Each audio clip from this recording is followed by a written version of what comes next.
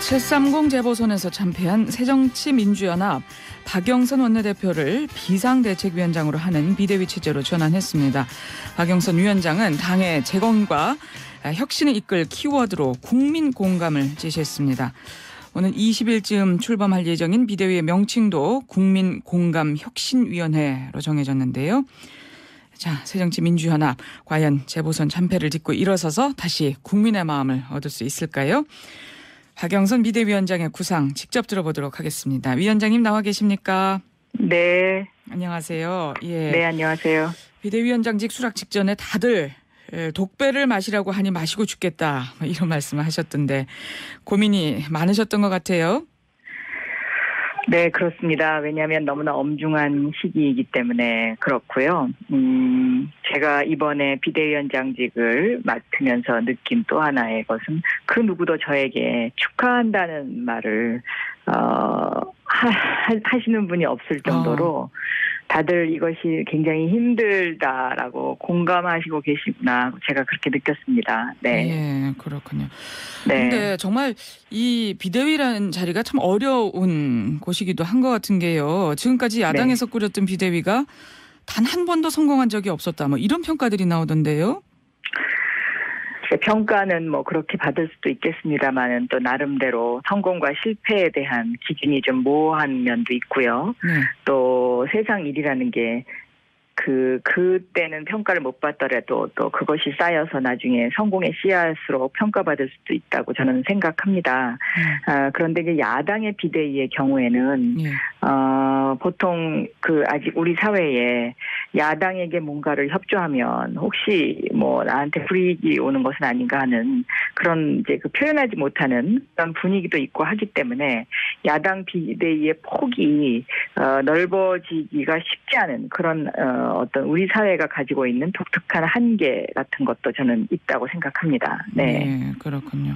근데 또 새누리당 같은 경우는 지난 대선 직전에 박근혜 비대위 체제에서 상당히 성공했다는 평가를 받지 않았습니까? 예. 그렇습니다. 예. 그래서 여당은 그 당시에는 이제 여당이었고요. 예. 또 대선을 앞두고 있다는 어떤 그런 특수성이었기 때문에 좀 더 그런 어떤 비대위의 그 활동이 좀 더 활발할 수 있었다고 저는 보여집니다. 예. 예. 이번에도 결국은 계파 갈등 때문에 비대위의 순항이 쉽지 않을 거다 이런 전망들도 많이 나오고 있던데요. 지금 박영선 비대위원장께서도 계파 안배하는 비대위가 한 번도 성공한 적이 없다 이런 말씀을 또 하신 적이 있더라고요. 예. 예. 여기에 관해서 좀 묘안이 있으십니까? 저도 지금 각계각층의 의견을 듣고 있는 중입니다. 그러나 계파라는 게 때때로 이것이 존재하는 것 같기도 하고 아닌 것 같기도 하고 그런 것이 계파이거든요. 그렇다고 이것을 뭐 부정하는 것은 제가 아닙니다. 그러나 그 계파 안배라는 것 자체에 대해서 저는 원래 예전부터 그 부분을 갖다 그렇게 수긍하기 쉬운 부분은 아니다라는 개인적인 생각은 갖고 있었습니다. 그래서 어쨌든 지금은 계파를 초월해서 국민이 공감할 수 있는 분을 위원으로 모셔오는 것 그것이 저의 가장 큰 급선무이라고 생각합니다. 네. 그래서 지금 보면 당내 계파 갈등을 견제할 수 있는 강력한 외부 인사 영입이 필요하다 이런 얘기들이 많던데요. 여기에 대해서는 어떻게 생각하세요? 외부 인사를 모셔와야 되는 거는 당연한 일이라고 생각합니다. 그 외부 인사가 가지고 있는 상징적 의미가 있으니까요. 그리고 또 당내 인사는 당내 인사대로의 그 당 내부적인 사정을 정리해야 되는 그런 부분이 있기 때문에 쉽지는 않지만 열심히 해보려고 합니다. 네. 예. 또 지금 외부 인사 영입 상황이 그리 좋지 않다 뭐 이런 이야기들도 들리고 있던데요. 아니요. 아직은 제가 그 외부 인사들을 모시려고 아직 접촉을 아직 해보지 못했습니다. 이제부터 시작을 해야 되는 상황이긴 합니다. 예. 그런데 이제 요즘 뭐 물론 관심이 많으셔서 그러긴 하겠지만 일부 언론에서 좀 추측성 기사가 굉장히 많이 나가고 있는 것은 사실입니다. 네. 너무 앞선 보도들이군요. 네, 그렇습니다. 그러니까 예. 후보 리스트는 있으신 거예요? 여러분들이 추천을 해주고 계십니다. 그래서 그 추천을 지금 받고 있는 그런 상황이고요. 지금 당의 당직 인선이 마무리가 안 됐기 때문에 예. 일단 당직 인선을 마무리하면 그 새로 임명된 당직을 맡은 의원님들과 협의체를 구성을 해서 일단 그 의원님들하고 의논을 먼저 해야 되겠죠. 네. 그렇군요. 예. 그럼 이런 분은 꼭 모시고 싶다 하는 분 있으십니까? 몇 분들이 추천을 해주시는 분들 중에는 그 공감대가 형성된 분들이 계시긴 합니다. 그런데 그분들이 과연 뭐 비대위원을 해주실지는 아직 모르겠습니다. 제가 아직 전화를 못 드려봤습니다. 뭐 드려본 분도 한 분 계시긴 합니다만은. 예. 그래서 일단은 좀 정중히 만나 뵙고 또 설명을 자세히 드려야 된다고 생각합니다. 예. 예. 방송을 통해서 좀 공개적으로 프로포즈 해보시면 어떨까요? 네. 아직은 너무 성급한가요? 그렇습니다. 예. 예. 알겠습니다. 자, 어제 보도에 보니까요. 비대위에 안철수계 인사들이 상당수 포함될 것이다. 이런 보도가 나왔어요. 그래서 박영선 위원장과 또 김한길 안철수 전 공동대표가 지난달 31일 날 비밀 회동을 했는데 이 자리에서 합당 정신을 살리겠다. 뭐 이런 약속을 하셨다는 보도가 있는데 맞습니까? 그것이 바로 추측성 보도죠. 네. 그러니까 뭐 너무 요즘 이제 이런저런 이제 상상이 난무하니까 뭐 그런 기사를 쓰셨지 않나 생각이 되는데요.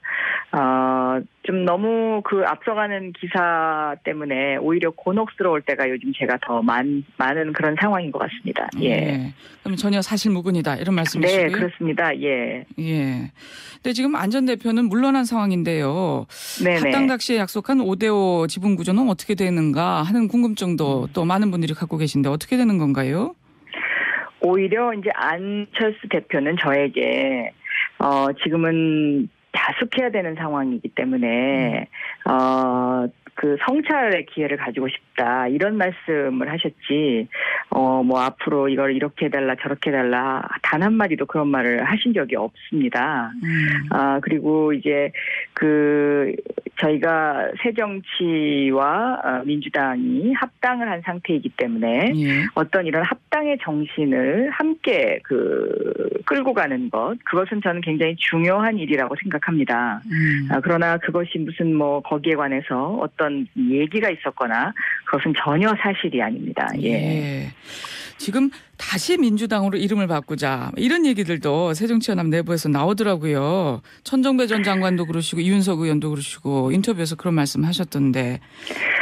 그것 역시 저는 좀 너무 앞서가는 말씀들이 아닌가 이렇게 생각합니다. 제가 비록 정치를 한 지 10년 됐는데요. 10년 동안 제가 느낀 것은 정치라는 것은 어떠한 마치 음식을 만들 때 갖가지 재료를 이용을 해서 이 음식을 얼마나 맛있고 보기 좋게 만드느냐에 이러하고 굉장히 좀 비슷하다고 저는 생각했습니다. 다시 말하면 서로 조금 의견이 다를 때 그것을 어떻게 조율해내느냐가 정치의 힘이고요.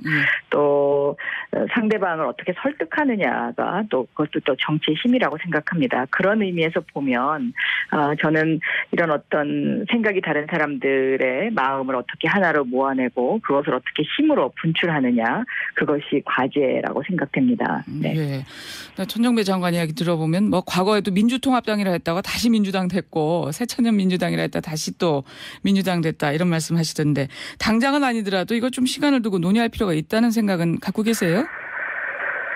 제가 이틀 전에 국민공감혁신위원회를 발족시키면서 기자회견을 할 때 그 기자회견문에 행동하는 양심의 김대중 정신 또 바보 노무현의 인간 중심적인 어떤 노무현 정신 그리고 민주주의자 김근태 여기에 민주당이 뿌리를 두고 있고 그리고 새정치로 표현되는 안철수 그리고 안철수 현상 그리고 저녁 있는 삶으로 표현이 되는 손학규 전 대표의 순리와 책임 변화에 대한 정치 철학 이런 것들이 어떻게 접목돼 가느냐가 앞으로 새정치민주연합이 해야 할 과제다라고 말씀드린 바 있습니다.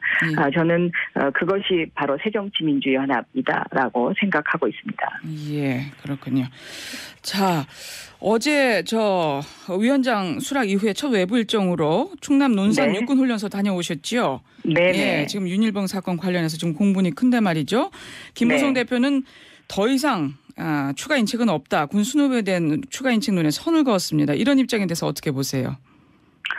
지금 이 사건이 일어났을 때가 바로 지금 김관진 안보실장이 국방부 장관을 할 때 일이죠. 그리고 김관진 안보실장이 이 사건을 자세히 알고 있었다는 것이 서류로 확인된 상태이고요. 그렇기 때문에 김관진 안보실장의 경우에는 그 전에도 여러 가지 사건이 있었습니다. 그러나 그 당시에 야당이 국방장관을 너무 흔들기를 하는 것에 대해서 국가안보와 이것이 직결되기 때문에 저희가 자제한 부분이 있습니다. 그러나 이번 사건은 그런 부분이 아니고 은폐라는 것에 초점이 맞춰져 있고 은폐가 되지 않았으면 목숨을 구할 수도 있었던 그런 상황이기 때문에 이번에는 사안의 본질이 달라서 이 부분을 만약에 집권 여당이 제대로 직시하고 있다면 그리고 군대를 보낸 어머니들의 그 걱정을 함께 느끼고 또 함께 걱정하고 있다면 저는 여기에 대한 책임은 반드시 물어야 된다 이렇게 생각을 하고 있습니다. 예, 말씀 오늘은 여기까지 좀 듣도록 하겠습니다. 고맙습니다. 새정치민주연합 박영선 비대위원장이었습니다.